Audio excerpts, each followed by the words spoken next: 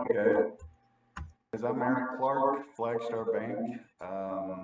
Want you to take advantage and follow me on LinkedIn if you are not. A lot of things that I house are under, if you just did a search of hashtag Eric Clark AE info, you're going to see a whole history of my posts and updates and information regarding products and things that are hopefully useful to you. There's also at my profile, there's some sections that'll help you with just getting along. Like some of you may be lenders, and the hardest part about doing a construction loan may be stopping and acting like a broker if you have not been a broker originator. So under my profile, there's a lot of videos on how to register a loan, how to upload 3.4s, how to do price quoting, how to get around our web page. So there's a lot of useful information that if you're at a little bit of a loss there, you can always do that.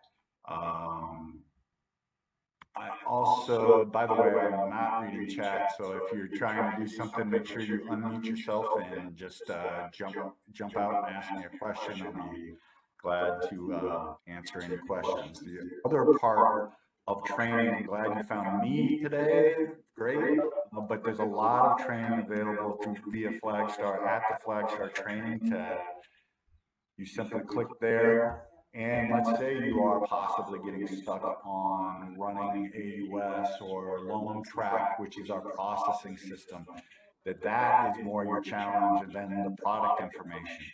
You can come in, you can search Loan Track and get advice and information. There'll be recorded trainings that are about 5 to 10 minutes long. You can pause, rewind, go through it. How do I request closing docs? All the general little stuff. You can also put in construction. For any of you to be eligible, you need to take the legal construction version and not just my adaptation that we're going to kind of look through today, which is hopefully adding to the generic information that you're going to get on that training team.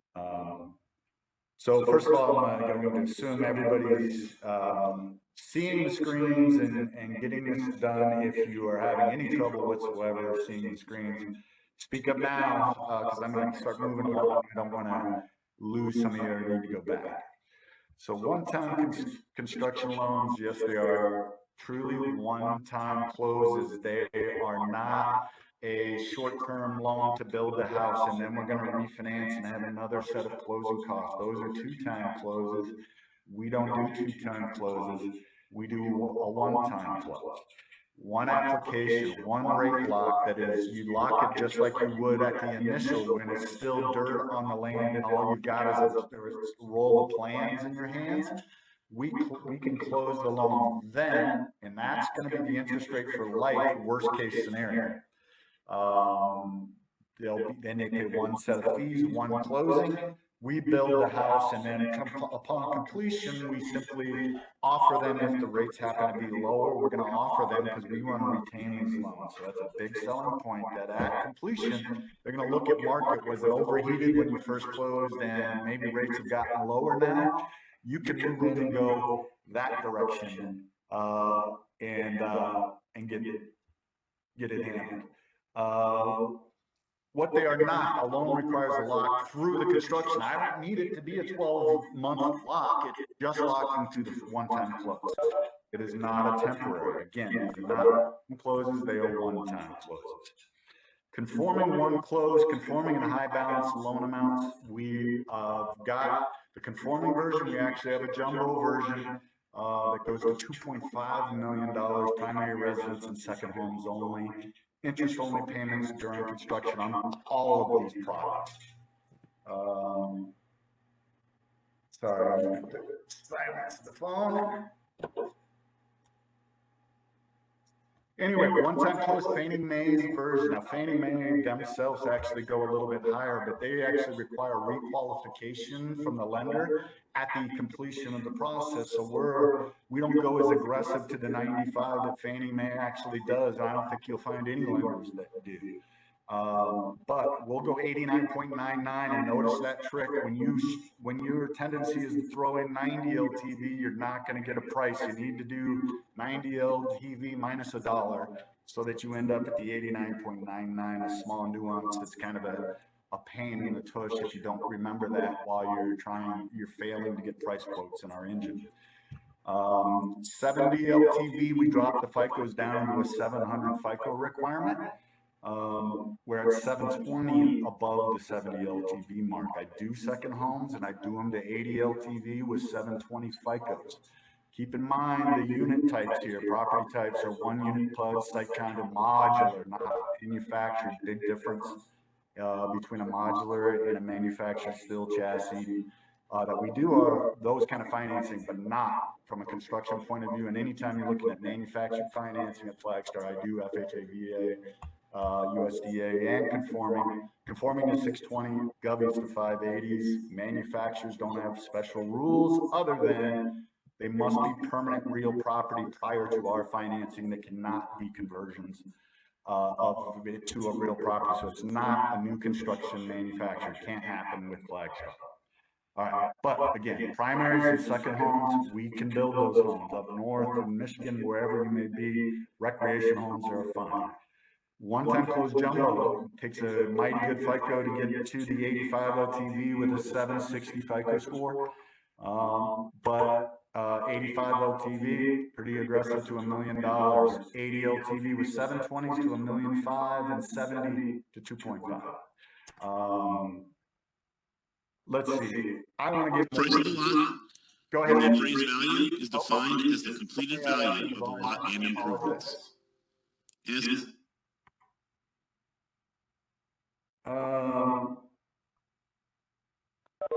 right. So I want to take a moment. There's a big difference between a construction and a construction of perm. I think this guy's voice is playing over something here. Construction loans, first of all, there's a big difference on loan purpose. We're used to calling things purchases, rate terms, cash out.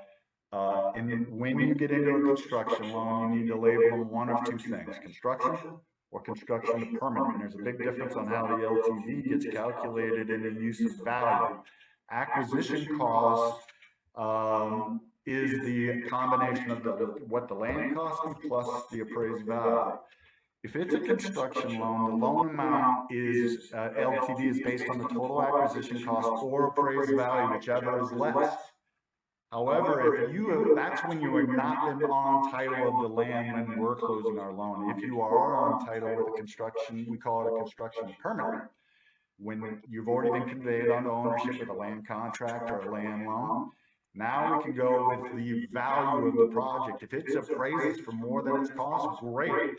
I might have taken my 10% down in hard costs and turned it into an 80 LTV because I own the land. It was no need for any seasoning period, so I could have acquired it by land contract or purchase a few days ago, and we'll be able to use that value. Registration of construction loans. So we've got to be real careful on that construction to perm point. Right? Again, construction purpose is used if the borrower is not the owner of record. I'm buying the land and the house. I'm going to call a purely a construction. If I call it a construction perm, I'm expecting the borrowers to have owned the land already, and they're contracting a builder to build on the land they already own. All right? We actually can do tear downs on this project, or we can do them on the Fannie Mae home style if you don't have access to those. Product options available on all these are 15 and 30 years. There's no ARMs at this point, so it makes the jumbo pretty expensive because ARMs are where it's at on pricing on jumbos on our 5, 7, and 10-year ARMs. But these are fixed only. They're only 9 and 12-month construction periods at this point, because we had heard some ugly feedback from the CFPB of allowing longer interest-only periods being a violation of QM. So we are stuck with 9 and 12 months. That's fine on a normal conforming loan, but that can become a squeeze when you're talking a multiple $1 million project that sometimes your borrower is going to have to build so that they can fit the portion they need to build half of it or build a portion of it on cash before they close and get the remaining 12 months financing if their project is large enough scale.